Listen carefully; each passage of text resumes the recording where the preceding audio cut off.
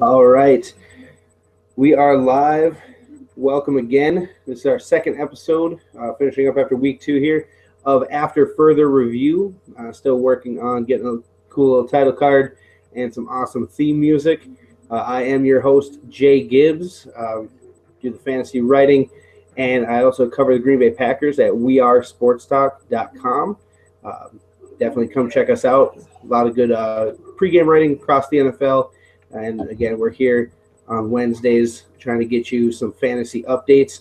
I'm joined this week by fellow Sports Talk member Joey Torres. And Joey can usually be found wherever there is conflict on Sports Talk. He is one of our best resident trash talkers. Always brings some good game, and at the end, he'll always respect an opponent. It just might not seem like it. But without further ado, I'll turn it over to Joe here. Say hello, and thanks for joining us this week. Yeah, man. Thanks for having me. First and foremost, I want to give a middle finger to Keith Roberts. You called me out, so here's a big fuck you to you. Big Eagles fan, as most of you guys know. Resident trash talker, like you said. But at the end of the day, I do my homework. I follow football, baseball. I played fantasy football since I was 15, so this is my 19th year doing it. Big Eagles fan, as you guys all know. And All right. yeah, that's me. Well, thanks again, man. I'll lead you in here. Had a pretty chaotic week two in the NFL, not just for the sport itself, but especially for fantasy owners. Why don't you kind of lead us in? Who really stood out for you in week two? And on the flip side of that, who really disappointed you as the games ended in week two of the NFL? Well, I'll start out with receiver position for guys that stood out. There's a Bad Boy song. It's all about the Benjamins, baby. Both Travis and Kelvin Benjamin came and brought it hard last weekend. Kelvin Benjamin ended with around 30.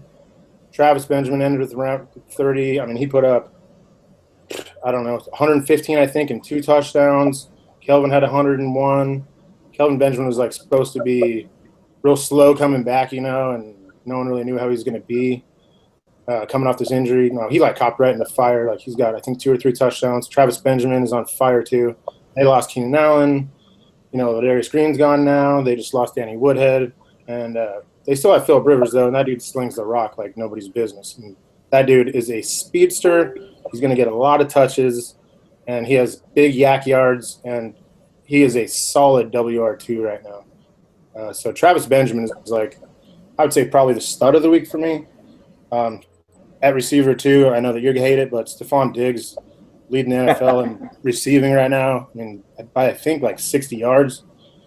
And no one really knew because last year, he looked really good at times. He was pretty flashy. And then with Sam Bradford coming in fucking 10 days ago before that started, they just had an instant repertoire. They connected they've been working together for 5 years. And I didn't see that happening, but I mean, that's clearly going to be a thing. Quarterback position, I would say Matt Ryan. I mean, a lot of people were kind of wishy-washy on Matt Ryan this year, and he's leading the league in passing. He looks resurgent, and he's averaging over 400 yards a game, I think.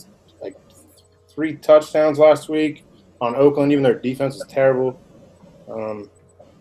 Matt Forte on Thursday night put up 103. I mean, that was probably the stud running back of the week. Greg Olsen looked really good at tight end position. Yeah, Broncos defense was studly. Right. Well, good, man. That's we're in agreement a lot here. I'm a Packer fan, but I'm also a realistic football fan. And my stud of the week is definitely going to Stephon Diggs. He was out there, and if you didn't know any better, if you weren't watching the game and just looked at his stat line, you'd swear that there was nobody covering him all game. Almost 200 yards receiving, and he just made it look easy. I'm going to be the first to admit, a couple of people have seen it on Sports Talk. I did admit I was wrong. Preseason for week one, I was selling Stephon Diggs. I thought he got hot at the end of last year, but I thought it was kind of just that little bit of the season. And then with the turmoil around Bridgewater, I was selling him before week one. couldn't have been more wrong. Dude is looking like a baller. So, yeah, if Stephon Diggs somehow, especially after this week, if he is somehow hiding on your waiver wire, go find him. But I would even, on top of that, I'd even say, like, Stephon Diggs, to me, like, he's my 5th receiver in one league. I got him in 4 out of my 5. I was really, really big on him. And, like, he jumped straight up from my 4th or 5th receiver to, like, that is my number 2 receiver. Like, he is a must start in regular fantasy format. And in DraftKings and FanDuel, you can find him like 10, 15 receivers down. I mean, he's worth the money until he proves us otherwise. Absolutely. And speaking of, DraftKings, FanDuel, and maybe guys who you spent money on, or maybe guys in your streaming fantasy league that you started because you thought they might pan out for you. Is there anybody that let you down in week 2? Yeah. I was fortunate enough to get Allen Robinson in the early 3rd round in 2 leagues, and I was like really, really pumped on that. Week 1, he had, I believe, 15 targets, and he looked just like the Allen Robinson you remember at the end of last year. This last week, it was like the perfect game for him. They were playing the Chargers. They're getting their asses kicked in. They were down like 35-7 or 3 or something. So, I mean, you're just licking your chops. It's like halftime. It's like, oh, I'm going to get all these milk points out of A-Rob now. It really didn't ever happen. Like, I mean, he ended up putting up like 60 yards. It's not like a complete flop, but for a guy that's like the 5th best receiver-ish in the league coming into the season, like the production was not there. It was very disappointing. Adrian Peterson, obviously, but I mean, he got hurt. It was just a big letdown there. I've been a big AP fan my whole life, even though I don't really care for the Vikings. I feel really bad for that dude. I think that their offense, though, isn't going to be completely shattered without him. When he went down a couple years ago, McKinnon and Matt Asiata out of Utah, they both came in and like collectively got the job done, and they competed in the North. And I think they still can, and they have a better quarterback now than in Bradford than they did in Bridgewater as far as slinging the rock goes. I think Bridgewater threw 14 touchdowns the last 2 years collectively, like both years. Bradford's going to mop that up. Personally, Gronk not being there has really costed me, but I mean, nothing you can really do about that. Gary Barnidge, that one's like kind of, what the hell is he doing? I mean, he's got McCown back now. I mean, he had like, I think 0 catches in week 1. He had like 37 yards last week. I really hope he gets his shit together, but he's been kind of a letdown thus far. And the big one for me is Russ Wilson. That dude, he put up 254 on LA, and LA has kind of always been kryptonite to them, or the Rams, I should say. The Rams have always been like kryptonite to the Seahawks. They beat them at least once every year. Pretty sure they beat them twice last year. Yep. But I mean, for him to have 254, a fumble, no touchdowns, and put up 3 points on the Rams, like that's terrible. Bears defense is pretty terrible too. There you go. Shout out to Philly for that. Maybe it was just Wentz making them look bad. But no, I couldn't agree more. Again, as far as Adrian Peterson goes, he wasn't looking good before his injury. Green Bay's run defense did a really good job shutting him down. But again, I do agree that I think Minnesota's offense with Sam Bradford is still going to be okay, especially on the back of that defense. That defense is looking very good, really well put together. So I think Asiata, like you said, McKinnon, they just signed Ronnie Hillman to come in for change of pace back. Basically, it's going to be don't make Sam Bradford win you a game, but let the defense put you in a position and let Bradford just manage. And I think having someone like Stephon Diggs, having the change of pace backs, even that committee of backs in Minnesota, I think Bradford might actually flourish. A lot of people were ragging on him going to Minnesota giving up the farm. I still think a 1st and a 4th is a lot to give up for Sam Bradford. But if it turns out that, Bradford leads this team to the playoffs or farther, then Minnesota looks like geniuses. As far as guys who really let me down, I had Adrian Peterson. 2 weeks in a row, he kind of let me down.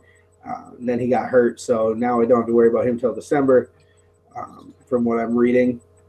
Other guys, again, who are pretty disappointing, it's been Russell Wilson definitely at the top. Aaron Rodgers also from a fantasy standpoint and as a Packer fan from a football standpoint, it's been a little bit rough in Pack Nation, especially in Green Bay. You get Jordy Nelson back, and that was the rallying cry of every Packer fan, myself included. We went 10-6. We dropped. After starting 6-0, we only went 4-6 on the back end. Don't worry, we're getting Jordy Nelson back. Everything is going to be fixed as soon as 87 gets back in. Looks like they're still having some trouble shaking off some rust. Looks like they're still having some trouble with communication. Aaron Rodgers put up 230 yards and a touchdown. Also had a pick. Also lost a fumble. Also got sacked 5 times. By your boy from Michigan State, Trey Waynes. Oh, yeah, Trey Waynes. Fuck that guy. Pretty much. But, yeah.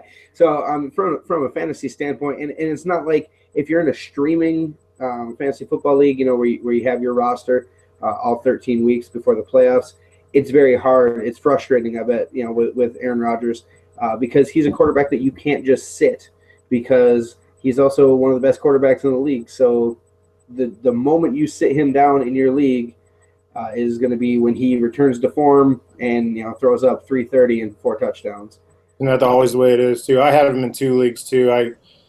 Both those leagues are 6-point passing touchdown leagues, and I'm a firm believer that if you get a stud that throws a ton of touchdowns in those leagues, those guys can put up 60 points for you. There's no tailback that can do that. So I took A-Rod late in the second, and he shit the bed for me. Yeah. Brutal. I hear you. And actually, speaking of, the streaming fantasy compared to the daily, let's move forward into week 3 here, taking a look. Aaron Rodgers is actually one of the quarterbacks that, to me, is not worth the money. He's the 3rd highest as far as salary goes on DraftKings right now.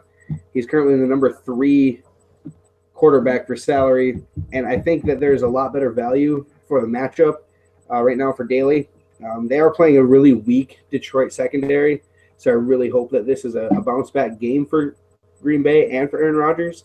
But until they get it clicking on offense, he's $7,700 on DraftKings. My value pick for quarterback this week coming in, I'm actually looking way down outside the top 10. I'm actually looking at Phillip Rivers. He's a full $1,000 cheaper. He's $6,700 on DraftKings, and he is playing a terrible Indianapolis defense. And it's not a bad secondary. It's a bad entire defensive core. Yep. Another QB that if you're feeling good, maybe you want to upgrade at the running back or wide receiver position. A QB that's actually going to tie into my stud to pick this week up at wide receiver is going to be quarterback Joe Flacco. He's playing Jacksonville, who much like Oakland hasn't really lived up to a lot of preseason hype. They were supposed to be the team coming out of the AFC South, all this revamped defense and the explosive offense. Now they're really living up to their expectation. Flacco on DraftKings right now is $6,100. And his wide receiver, Mike Wallace, seems to have found his stride again as a deep threat. Steve Smith waking back up. Dennis Pitta is coming back. So, yeah, Forset's looking decent again.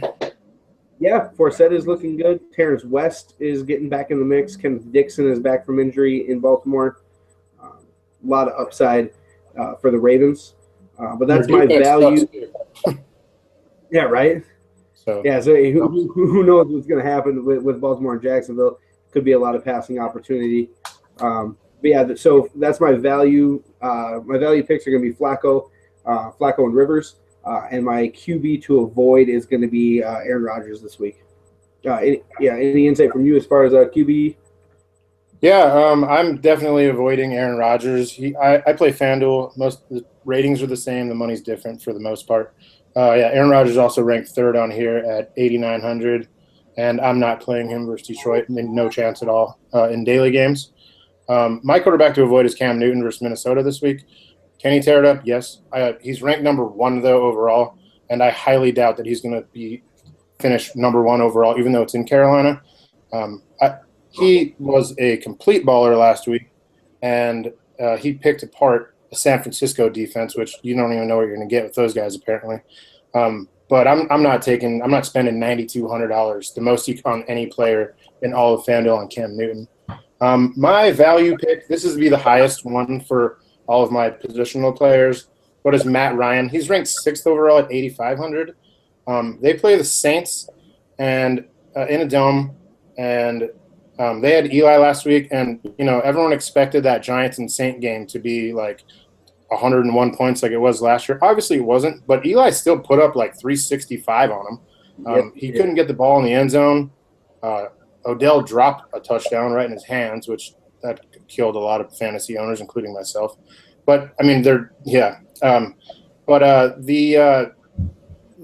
defense is still terrible, and Matt Ryan is the number 1. He has more passing yards than anyone by, I think, like over 100 yards. He's thrown 5 touchdowns, and I am big on Matt Ryan this week at the Saints. Very nice.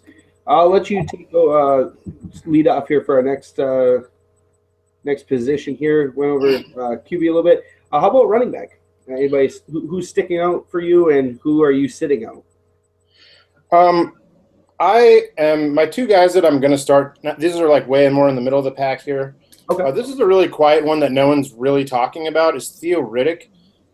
He's $6,400, and that's ranked 31st amongst FanDuel players. But if you look at his stats, they're there. I mean, we don't play this game for names; we play it for numbers. And Theo Riddick quietly has 100 yards receiving in 2 games and 82 yards rushing, so he's averaging 91 yards a game. He has 2 touchdowns. He's averaging a touchdown a game, and they do play the Packers this week. I do see a lot of checkdowns coming his way, and I think there's a very good chance he gets in the end zone. Another running back that I like for the value is Ryan Matthews this week, and that's not really homer. Obviously, I'm a fan, but he's 6,600, and he's 200 more than Theo Riddick. In Philly, they share the rock a lot between their 4 tailbacks. Now it's Smallwood, him, Barner, and obviously Darren Sproles. He's a power guy, and I think that the system in Philadelphia suits him a lot better than he ever had in San Diego. I think our line is better, and he always fights for the extra yard, which I love. Doesn't really mean that much in fantasy, but being an Eagles fan, I love it. But anyways, he gets the ball on the goal line. So last week, he had like less than 40 yards, but he scored twice. So that makes up for all that, So he's averaging 14.5 points a game, I think, and I like his value at 6,600. Quarterbacks or running backs to avoid this week. I would stay away from Danny Woodhead and Adrian Peterson. No, I'm just kidding. I don't like Devontae Freeman, and biggest one that I really don't like is Todd Gurley. That dude has not been showing the paper at all. He's ranked 3rd highest, and I think that's just basically based on how well he did last year. He has not been there at all. He's averaging 6.1 yards a game. And I know they play Tampa Bay, but there's no way in hell I'm spending $8,300 on Todd Gurley this week. I like all your picks. I also like sitting Gurley because he's actually my number 1 running back to avoid going into week 3 as well. He's ranked number 4 on DraftKings right now, $7,100. But to give you kind of a clue as far as projections for the top 5 running backs right now on DraftKings for the salary, David Johnson is our top ranked at $7,700. He's projected 20.3 points. D'Angelo Williams projected 30.7. C.J. Anderson 24.1. Matt Forte is number 5, 27.2. And then at number 4, you have Todd Gurley, who is projected to have 6.6. Yeah. So, I mean, yeah, you nailed it. Hit the nail right on the head there. Definitely avoiding Todd Gurley in daily fantasy, in streaming fantasy. If you spent your first overall pick, or your first round pick on him. Depending on who your other running backs are, how many running backs you have in the league, maybe if you're deep enough at running back, you can afford to sit him. See, with Todd Gurley, like here's the thing for me, and this is kind of like just a personal predilection when it comes to tailbacks, young ones especially. Like Todd Gurley, I'm a show me twice guy, and like it's not always the right strategy, but like for example, when Odell his rookie year came out and flossed out, I wasn't really sold on him and like going into the second year, and I was wrong. Like he clearly is the shit, and now I'm sold. So like that's over. But like if Todd Gurley comes out here this year and shows me similar numbers to last year, next year, then I'm like, okay, that's the dude. When it comes to like drafting him, and for this week's hell no, and there's no way in hell I'm taking him. But I'm just a show me 2 years kind of guy, and then I trust you. I don't know. That's just kind of my thing. I've always done that. So. No, I like that. I like that approach. In my value pick, opposite end of the spectrum in just about every way possible, coming in at $4,900. So way down. Yeah, we're talking way down. Again, it's because I don't think that they have updated it. So get him now while he's cheap. It's going to be Doug Martin's fill-in, Charles Sims. He's playing L.A. L.A. shut down Seattle, which last year that would have meant a lot to shut down Seattle. To know, 9-3 you're beating Seattle. Seattle barely beat Miami though at home, and was a Kenny Stills wide open dropped pass away from losing to Seattle or losing to Miami at home. On the flip side, Tampa Bay looked very good in Week 1 against Atlanta, and then looked really bad against a very good Arizona team. I think this is another bounce back week for them, where the offense is going to outmatch. It just becomes the gap between Tampa Bay's offense and LA's offense is far greater than the gap between LA's defense and Tampa Bay's defense. So I think Tampa Bay goes up early, and Sims gets a ton of looks, a lot of rushing yards, probably get a lot of good end zone looks as well. He's definitely my number one value pick, being so cheap. You spend $4,900 on one of your running backs, you have a lot of money left to grab, your blue chip stud wide receiver or quarterback. Or if you're listening to us, you're gonna have a lot of money. You can just take the top 3 wide receivers and value out a QB and running back. And speaking of wide receivers and not just the blue chip guys, who do you have for wide receiver there, Joe? Well, Stephon Diggs, as we talked about earlier, he still hasn't found his way into the top 12 on my list. He's the leading pass catcher in football right now, by like 60 yards, I believe. And as we aforementioned, like Sam Bradford, he's found a quick and fast repertoire, and that's his go-to guy. And I love the matchup this week. I think that Diggs is probably going to be just penciled in for like 101. And his value is there completely. For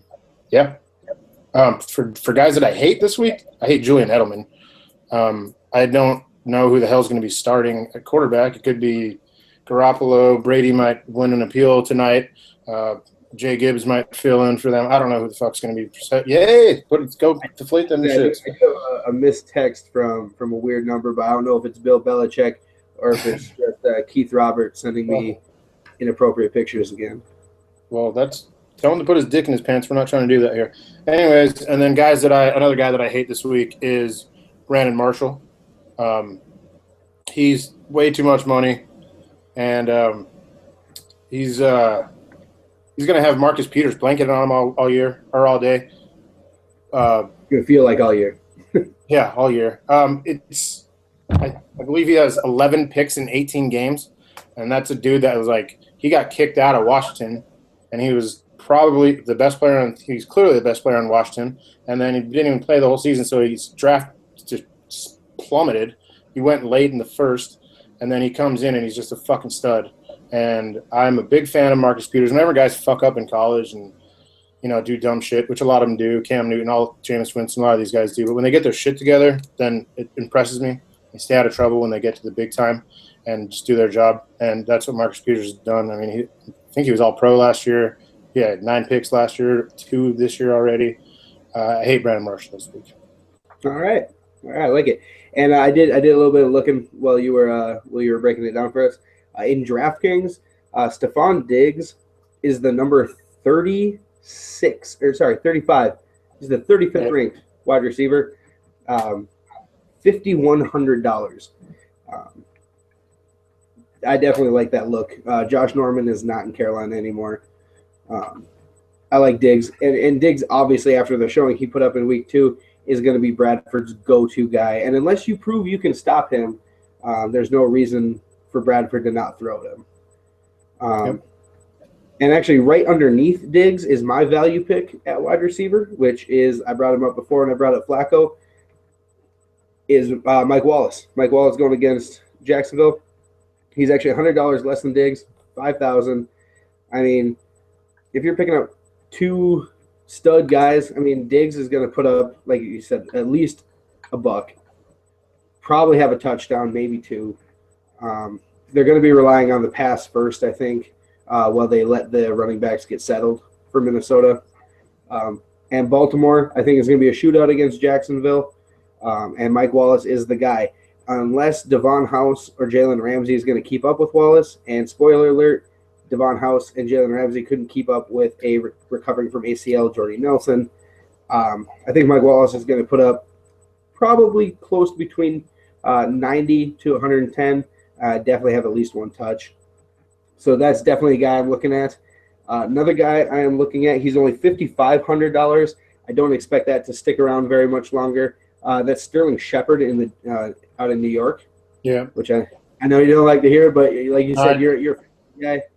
$5,500. He put up 117 last week. He's playing Washington, whose defense can't keep a stray hot dog wrapper out. And again, those are 3 picks who are going to be under 50 or 5,500 or under. So again, wherever your personal preference is when it comes to daily fantasy, I'm speaking to the viewers here. Whatever you prefer. If you want to spend big money on a blue chip quarterback, cool. Spend that money, and then pick up some value at running back, wide receiver. If you really want your stud running back that is going to produce, that you're not going to take a gamble on, go ahead and do that. But then pick up some of these QBs and wide receivers, and same with wide receiver. There's a lot of good options out there. We're not saying don't take the studs, but if you're looking for that value pick, these are definitely some good guys to look out for. I like to, when I put in my lineups, I like to start with the guys like this. Like, start with your Stephon Diggs guys, your Theo Riddick guys, the guys that are kind of in the middle of the tier, and you'll see your average go up, and then you'll feel way more comfortable, as opposed to like, all right, I have to have Cam Newton this week. I got to put him in at 9,500, and then you just see your stuff go down, and then you get like stressed out. I think for me anyways, it's a better strategy to just put in my mid guys first and then see what I can afford towards the end. It's just a strategy I go by. And then to add to your Shepard thing too, I mean, yeah, I'm an Eagles fan and I hate the Giants, but fuck, man, it's scary almost, because they had Odell, and that was, their tight end situation isn't all that great. And then Victor Cruz is like barely, you don't even know if he's going to make the team. And now all of a sudden he's like back to salsa dancing form. And now all of a sudden Shepard, who they went high on in the draft, is averaging like 90 yards a game, and it's like, fuck, like they're going to really be able to wing the ball out a lot if this continues to happen. I don't know. I don't like it. I definitely agree. Going to take a little bit of a step back here from our projections of who's doing what and who's not going to do it. Taking a look at, I put a post up in Sports Talk. I'm going to take a look at some of the live comments here, see if we can answer any questions, go over some comments. There might be some. Oh, we have Guy Pantalones. Guy has a question for Joey. Joey, who is more popular in Philadelphia right now, Carson Wentz, Rocky, or Mr. Feeney? I don't even think I need to answer that one. I think Carson Wentz is more popular than Benjamin Franklin right now in Philadelphia, man. I don't I'm on the other side of the country, but I mean, I have friends hitting me up, and that he's buzzing like no one's business. I mean, we've only drafted 3 quarterbacks in the first round, Wentz being one of them, Donovan going back to him, and then O'Brien back in the 40s. Like this dude is tearing it up big time, and I'm kind of like done with all the hype on it. Like, yeah, it's fun. I love it. I moved here from Fargo, North Dakota. I'm an NDSU fan, so I've loved this team my whole life. But yeah, he drinks Budweiser out of a bottle, by the way. I've served him. But, I mean, yeah, Carson Wentz, man, he's by far the biggest right now anyways. But, I mean, there's going to be a time when he shits the bed, and then he's going to be the most hated guy overnight. We all know it's going to happen. Just hopefully not this weekend. It is the plight, the blessing and the curse of leading the Philadelphia Eagles. Speaking of the Eagles, we do have Eagles fan Kurt Smith. Also, our Eagles ambassador on Sports Talk. Again, if you go to wearesportstalk.com, you can check out some of Kurt's writing. He does pregame and postgame write-ups for the Eagles. He asks, how much longer should Devonta Freeman be held on to? Well, he's not like a guy you can drop. I mean, that's a late first round, early second pick. I mean, that's Devonta Freeman is, yeah. I mean, he's more. I think the better question is when is the time you can bench him? That there's no way in hell you could drop him. I mean, with all these running back issues right now, they're dropping like flies, and with also Jonathan Stewart got hurt, and there's more injuries across the league. If you don't like him, flip him to someone that needs him. I mean, there's people out there right now that are hungry, starving for running backs, and that's a guy they'll take. So if you have someone that you can start in front of him, go to every single person on your team and go look in your league and go look at who lost Woodhead. Go look at who lost, Forsett. Jonathan Stewart. Go look at who lost AP. And then especially if someone lost both those guys, then they'll take anything. So then you can, really make some bank off of them. So I would say don't think about getting rid of them, but you can definitely trade him. So now maybe if there's a guy in your league, the other guy in your league has Devonta Freeman, do you try to buy him low right now? I personally, I'm not looking for Devonta Freeman and lost like 2 of those running backs. Then, yeah, I wouldn't buy low. Yeah, I would buy low on him. Yeah, I mean, if I needed him, I would buy low. I'm not buying high though. I'm not going to give you like Allen Robinson or something for him. No, I'm saying like if you're thin at running back and you're deep at wide receiver, do you offer him maybe like the 4th or 5th guy on your bench, the mid-tier guy maybe producing a little bit here and there? Yeah, absolutely. So in one of my leagues, someone traded him for Willie Snead, and I was like, "Oh, Willie Snead." Yeah, straight up, man. I mean, and the guy's like, it's like, "Oh man, I got trade rate, blah blah blah blah. That was my first overall pick." Like, dude, that doesn't matter after the draft, man. Like, what matters after that is production. And he's not really producing, and Snead is going to be a stud. I hear you. Let's take a look here. We have a couple of non-football ones. I'll get to those in just a second because they're pretty good questions. Kurt also asks, I answered this one in the thread, but I'll get your thoughts as well. He said, how many touchdowns do you think Jameis Winston throws against the Rams this week? I say I don't even know with that defense because they look like shit and then they look great. So right? I don't know. I would say 2 touchdowns. Okay, yeah, I went with 3. I think Winston's coming into his own as a quarterback. He has Mike Evans. I think Sims, he's a good pass catcher out of the back. I think it's good. And speaking of Sims, Justin Peck asked me if would I start Sims against LA? Absolutely, have him as my value pick, especially in daily. Like I said, 4,900. And also, you got a shout out from your favorite Giants fan, Nick Santeri. He loved the love you gave to Theo Riddick. He said Riddick is his boy. And then we have Brandon, who's a favorite of mine. He's a big Vikings fan. He's a very big Jay Gibbs fan. He's on everything right. So I appreciate the love. He wanted to remind me that I told him that Stephon Diggs will be a disappointment this year. I did bring that up a little bit earlier, but I was so wrong. I'll bring it up again just for you, Brandon. Yeah, I was. If you make predictions like this every week, you're just gonna be wrong. Like no one's gonna be right all the time. Even the guys on ESPN and Fox get paid to do this shit. You're gonna be wrong. I hear you. Some non-football ones. I'll let you lead off with these answers. Guy asks, who is the one football player that you would have replace Arnold Schwarzenegger if they redid the Terminator series? What the fuck? The Boz. The ball. Okay, so you're going old school NFL. Yes, I got to keep it old school with old school and a big fucking asshole like that. Boz, yeah, Boz. I hear you. Yeah, we had a couple answers in the thread. Kurt said Luke Kuechly. I know that's another one of the guys you like. Oh, I love him. I could have one defensive player in the NFL on my team. It'd be Luke Kuechly. I like Luke as well. Guy that I would pick to replace Arnold Schwarzenegger. Oh man, the bosses. That was a good pick. I would probably pick. I'd probably pick Ndamukong Suh. Yeah. Just because I think you have to factor him in, like stepping on another robot and like crushing their like chest in. Yep, I like it. But he'd be like this super apologetic Terminator. Like he'd keep acting like everything he did was on accident. They're like, no man, like you're a robot, like made to kill. And he was like, nah, dude, like he just showed up under my foot. I don't know how that happened. Yep. $100,000 for a new robot.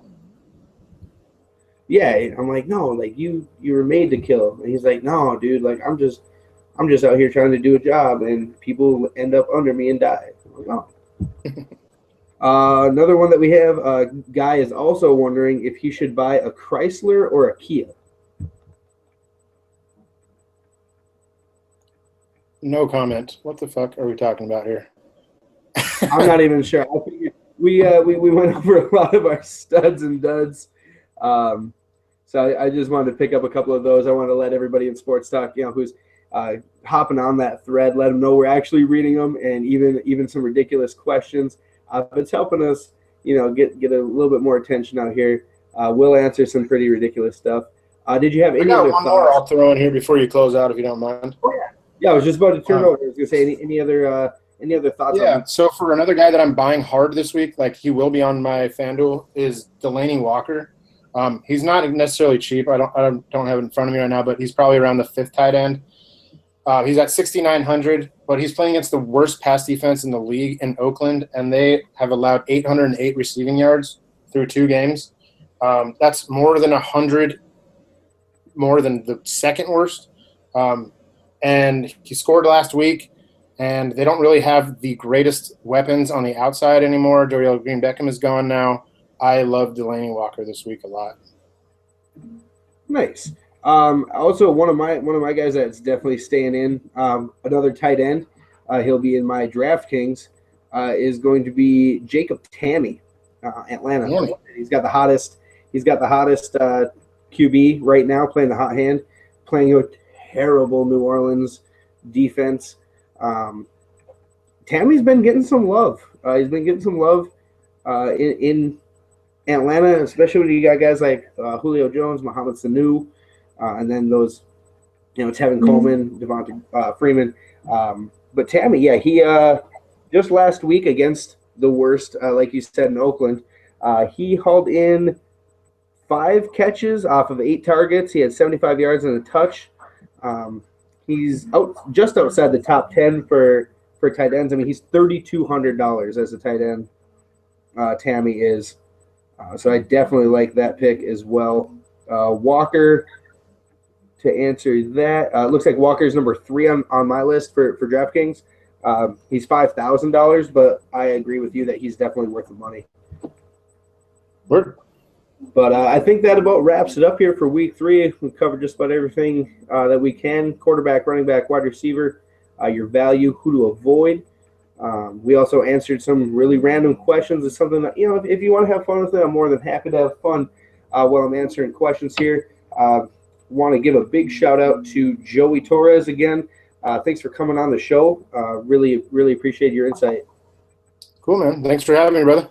Hey, no problem. And going forward, Sports Talk, if you have any questions, any roster tweaks you want to make, feel free to tag me. I'm usually in the fantasy football threads on Sports Talk. Shoot me a private message. Just look me up, Jay Gibbs. Or if you have anything, just feel free to comment on any of my writing at wearesportstalk.com. Until next week, guys, we'll be out of here. You'll catch me on Sunday pre-gaming. We got our Prior to the Snap webcast with host Justin Peck. I co-host that every Sunday. And I think we have a special guest, John Eba, Steelers fan. So battle for Pittsburgh coming up this week. I brought the Philly guy onto my show. So Justin and me will have the Pittsburgh guy for Sunday. We'll catch you guys next week, Sports Talk. Go Birds!